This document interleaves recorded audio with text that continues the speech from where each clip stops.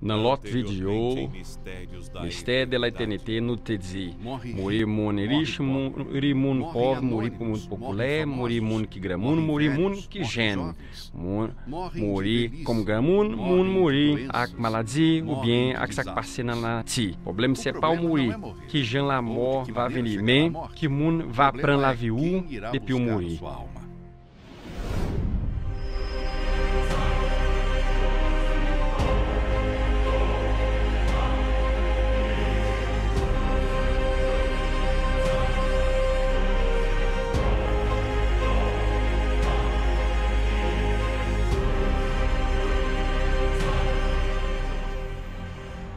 Mistério de la eternité.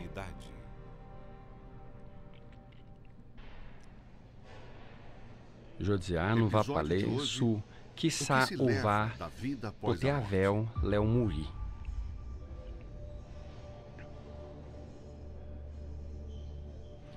Que mundo que paca tande e o mundo de consar na lavissa no papel poter anhen avec nous le não morir. Mais la vérité c'est que o papel poter o que material samavel. Tudo bagay saiu vai ter no le monde ça parce que paga no que valer no le monde spirituel. Gen mundo tua bagay mundo vai poter avel le morir. Prenda atenção na história sa. Na l'enfer levantou os olhos e e viu ao longe Abraão manter Lázaro, o seu seio. e Abraão aclasar não sei lá. Primeira bagay, consciência. Riche na l'enfer, ele tem consciência. Ele tem conecta Abraão e Lazar. Ça veut dire, que morri e há na l'enfer, eu ganho consciência. Quoi morri, men consciência continue. Ele fez clamé e te dit, Papa Abraão, tem misericórdia e mandei Lazar venir, meter point doet li a clo na langue parce que mapton manter. Deuxième bagay, do lait.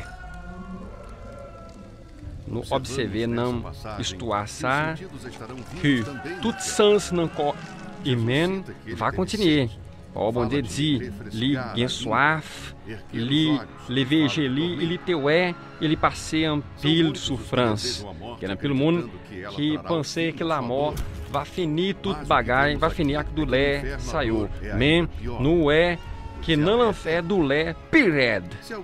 Se o mundo a passé souffrance, não le monde ça, gen médicament que ca soulager mundo saiu. Mais não l'enfer do lait, pas qu'à finir, pas de gens para finir, pas de pause ou bien et un finissement. C'est tout manter souffrance avec souffrance. Ele te dit, ma mandeu, voyem al, para minha família mieux, pour parler soir, parce que meu pas vrai eu venir côté meia. Troisième bagay, ou va songer tout bagay. Gardez que o mundo que riche te songe tout bagay, e o songe familiar. Bom, ça que perde passé de fait que não l'enfer, men quoi, mundo que va songer tout bagay, va faire tout manter en pile. Ele va songer combien fois ele tender para o bon Dieu, tender para aller sur Jésus-Christ, parler sur l'enfer, ele te bêtiser. Pasteur que te prêcher, ele méprisé. Não moment ça, gen mundo que dit não l'enfer, porque ça me pas tender yo, vraiment exister tout bagay pasteur te dit, mais combien fois me te al na l'église, me te al na dimanche, combien fois pasteur te parler sur l'enfer e même pas de quoi, fa même yo, besoin quoi, sur tout bagay saiu. Gen pelo mundo que critique não, parce que não parle sur l'enfer, mais gen pelo mundo que brille, que não bibla, mundo que parle un pile sur l'enfer, c'est propre Jésus-Christ, côté qui gagne do lait et mon a manger dans, côté que de fait pas de fini.